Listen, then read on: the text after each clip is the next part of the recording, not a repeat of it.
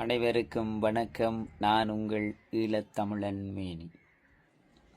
இது சுவாரஸ்யமாகவும் இருக்கும், நமக்கு எதிர்காலத்தில் பாதுகாப்பாகற்றதாகவும் இருக்கும். இது சாணக்கியன் ஐயா தொடர்பான ஒரு பதிவு. சாணக்கியன் ஐயா அவர்களே கிளிநொச்சியிலே முன்னாள் போராளிகள் சந்தித்து நீங்கள் பல கருத்துக்களை கூறியிருந்தீர்கள். அந்த கருத்தில் ஒன்று, கிளிநொச்சி மாவட்டத்தை உள்நுழைகின்ற பொழுது ஒரு சிவர் அமைக்கப்பட்டிருக்கின்றது. அந்த சிவரிலே தோட்டா துளைத்த ஒரு காட்சி இருக்கிறது. அந்த காட்சியை நாங்கள் முதல் அழித்து விட வேண்டும், இடித்து விட வேண்டும். அப்போதுதான் எனக்கு இந்த கிளிநொச்சி மாவட்டத்துக்குள் வருகின்ற பொழுது சந்தோஷமாக இருக்கும். இப்போது எனக்கு கவலையாக இருக்கின்றீர்கள் என்று சொல்லியிருக்கிறீர்கள்.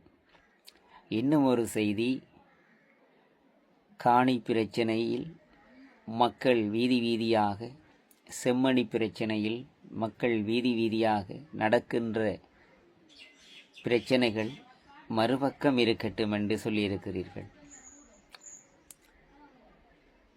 நீங்கள் எப்படியான ஒரு சிந்தனையை கொண்டுள்ளீர்கள் என்பதை நாங்கள் அறிவோம். சொந்த வீட்டையும் காணியையும் விட்டு வீதி வீதியாக இறங்குகிற மக்கள் உங்களுக்கு கண்ணுக்கு தெரியவில்லை. செம்மணியில் தங்கள் உறவுகளை கொடுத்து விட்டோம், எங்களுக்கு நீதி வேண்டும் என்று அலறிய திரிகின்ற அந்த மக்களை உங்களுக்கு தெரியவில்லை. அந்த சிவர்தான் உங்கள் கண்ணுக்கு தெரிந்ததா என்று நாங்கள் நினைக்கிறோம். முன்னாள் போராளிகள் என்பவர்கள் நீங்கள் முட்டாள் என்று நினைச்சு கொண்டு இருக்கின்றீர்களா? முன்னாள் போராளியாக இருந்தவர்கள் இத்தனை வருஷம் போராடி கைகாலை இழந்து உயிர்களை இழந்து இன்று உறவுகளை இழந்து வாழுகின்றார்கள் என்றால் முட்டாள் என்று நினைச்சிருக்கிறீர்களா? உங்களுடைய அரசியல் அதிகாரத்தினால் அதை உங்களுக்கு செய்ய முடியாதா? சரி, அது எப்படியோ, அதை ஏன் நீங்கள் அந்த கிளிநொச்சி மாவட்டத்திலே நீங்கள் அந்த விஷயத்தை கூற வேண்டும்? அந்த கிளிநொச்சி மாவட்டத்திலேயும் எங்கள் தமிழ் பாராளுமன்ற உறுப்பினர்கள் தெரிவு செய்யப்பட்டிருக்கிறார்களே, ஏன் அதை கூறுவதற்கு அவர்களுக்கு அருகதை அற்றவர்களா? இந்த மட்டக்களப்பு மாவட்டத்திலே இந்த செங்கலடியிலிருந்து வதுளை நோக்குற ரோட்டிலே எத்தனை இராணுவ தூவிகள் இருக்கிறது? அது உங்கள கண்ணுக்கு தெரியலையா? அதெல்லாம் இருக்கட்டும். அது இந்த நாடு ஒரே இதில் ஸ்ரீலங்கா அரசாங்கத்தினுடைய கட்டுப்பாட்டிலே இலங்கை இருக்கிற வடிவாக அவர்கள் அதை நிறுவி இருக்கின்றார்கள், வைத்திருக்கிறார்கள். அவர்களுடைய ஆளுமைக்கே அதிகாரத்துக்குள்ளே இருக்கிற வடிவாக வைத்திருக்கிறார்கள். அது தமிழ் பிரதேசம், சிங்கள பிரதேசம், முஸ்லிம் பிரதேசம் என்று இல்லை. அது ஒரு பக்கம் இருக்கட்டும். இந்த மண்ணுக்காக மடிந்தவர்கள், விதையாகி போனவர்களுடைய மாவீரர்களுக்கு நீங்கள் எத்தனை சிலை வைக்கணும் என்று எண்ணி இருக்கிறீங்க? துயிலுமில்ல வழியே ஒரு பொது சுடர் ஏற்றுறதுக்கு, பொது நினைவு ஆலயம் ஒன்று எத்தனை வைக்கிறதுக்கு நீங்கள் எப்போ முற்பட்ட? நீங்கள் எங்களுடைய வீரர்கள் இறந்தவர்களுக்கு ஒரு தூவிய அமைங்க, அதை செய்து முடிங்க. அதுக்கு பிறகு மற்ற அந்த இராணுவத்திரை சிலை உடைக்கிறது, பொது பேர்பலகை உடைக்கிறது தொடர்பாக நீங்கள் பேசுங்க. அதையும் நீங்கள் முன்னாள் போராளிகள்கிட்ட பேசக்கூடாது. அதை நீங்கள் செய்யணும். முன்னாள் போராளிகள் இன்று பல துன்ப துயரங்களோடு, வேதனைகளோடு, உயிர்களை இழந்து, உடைமைகளை இழந்து, அங்கங்களை இழந்து இன்று வாழ்வதற்கு வழி இல்லாமல் வாழ்ந்து கொண்டிருக்கிறார்கள். அவர்கள் சிறைவாசங்கள் அனுபவிக்கின்ற பொழுது அவர்களினுடைய சிறைவாசத்தையும் அவர்களுடைய குடும்ப உறுப்பினர்களின் கண்ணீரிலும் அவங்களுடைய அரசியலை செய்ய நீங்கள் இப்போ வெளிக்கிட்டு விட்டீங்க.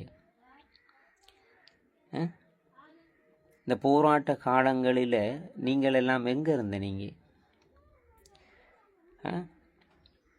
உங்களுக்கு இளமையானவர்கள் எல்லாம் போராடிய பொழுது நீங்கள் வெளிநாட்டில் படித்து கொண்டு இருந்தீங்க. இங்கே போராட்டத்தால் வலிகளையும் வேதனைகளையும் துன்பங்களையும் இழந்து உயிர்களையும் இழந்து நொந்து வாடி வதங்கி இப்போ சாப்பிட்றதுக்கு கஷ்டமான சூழலில் வாழ்ந்து கொண்டு இருக்கிற போராளிகளை தூண்டி விட பார்க்குறீங்க. உங்களுடைய அந்த தூண்டி விடுதலான பேச்சுக்கு அவர்களெல்லாம் இடமளிக்க மாட்டார்கள்.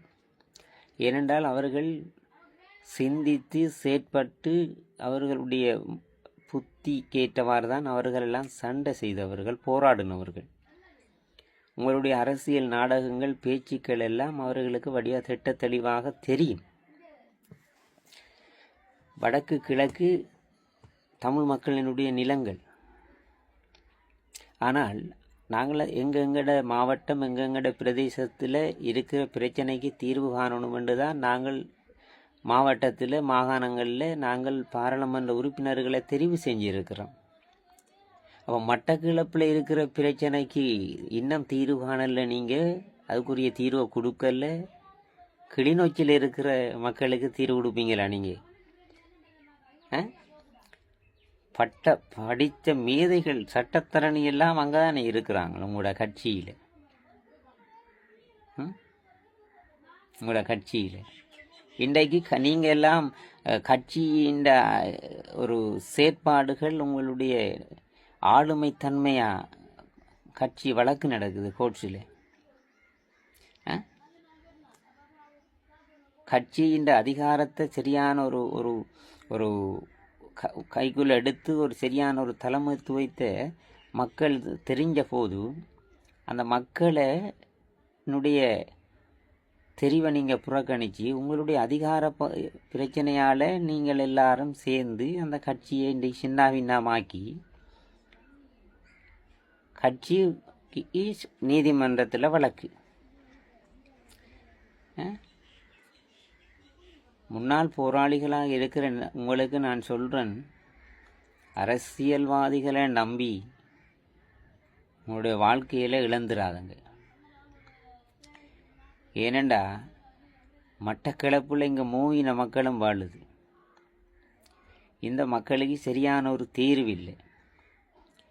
இப்போ வடக்கு மாகாணத்தில் பெரும்பான்மை தமிழ் மக்கள் வாழ்கிறாங்க.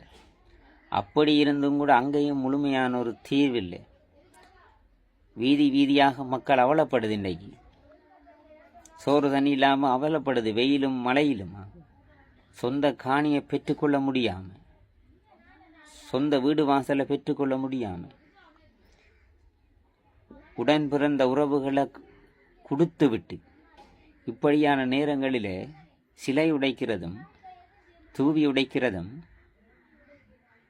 தானா முக்கியமான வேலை உங்களுக்கு? எல்லாத்தையும் உடைக்கலாம், எல்லாத்தையும் செய்யலாம். தமிழ் மக்களினுடைய உரிமை சார்ந்த விடயங்களும் அவங்களுடைய நிலங்கள் வளங்கள் சார்ந்த விடயங்களுக்கும் முதல் தீர்வை பெற்று கொடுங்க. அந்த தீர்வுக்கு பிறகு உங்களுடைய எண்ணங்களை நாங்கள் யோசிப்போம். இந்த முன்னாள் போராளிகள் மீது நீங்கள் ஒரு பிரச்சாரங்களை செய்து, போராளிகள் எத்தனையோ பேர் இன்றைக்கு ஜெயிலில் இருக்கிறாங்க, எத்தனையோ பேர் காலத்துக்கு காலம் பயங்கரவாத தடைச்சட்டத்தில் கைது செய்யப்பட்டு கொண்டு இருக்கிறாங்க. இதெல்லாம் உங்களோட கண்ணுக்கு தெரியலையா? அரசியல் என்பது ஒரு சாக்கடை. அரசியல் உரிமைகளுக்கு வேணும், ஆனால் சரியான அரசியல் தலைமை வேணும். மக்கள் மீது பற்று கொண்டவன், மண் மீது பற்று கொண்டவன், இப்படியான ஒரு அரசியல்வாதி தான் எங்களுக்கு வேண்டும். நீங்களெல்லாம் அரசியல் பதவிக்காக அடிபட்டு சின்னாபின்னமாகியிருந்த நேரத்தில் தான் எல்லாரையும் ஒன்றிணைச்சி தமிழ் தேசிய கூட்டமைப்பண்டு வீட்டு சின்னத்திலே ஒருங்கிணைச்சோம். ஆனால் நீங்கள் என்னத்துக்காக ஒன்று இணைஞ்சீர்கள் என்று எங்களுக்கு தெரியவில்லை. இப்போது நீங்கள் சின்னாபின்னமாய் நிற்கின்றீர்கள். உங்களுடைய பதவி ஆசையும் கதிரைக்கு ஆசைக்கும் உங்களுடைய அரசியல் ஆசைக்கும் தானே இந்த வேலையை செய்து நிற்கின்றீர்கள். முதல் ஒன்றுபடுங்க. சரியான அரசியல் தலைமையை எங்களை மக்களை நேசிக்கின்ற, மண்ணை நேசிக்கின்ற, ஒரு அரசியல் தலைமையை தேர்ந்தெடுத்து அதுக்கு பிறகு முன்னாள் போராளிகளை நீங்கள் நாடி போகலாம். உங்களுடைய நாடகங்கள் எல்லாம் நாங்கள் பார்த்து கொண்டே இருக்கிறோம். போராடிய நாங்கள் உங்களுக்கு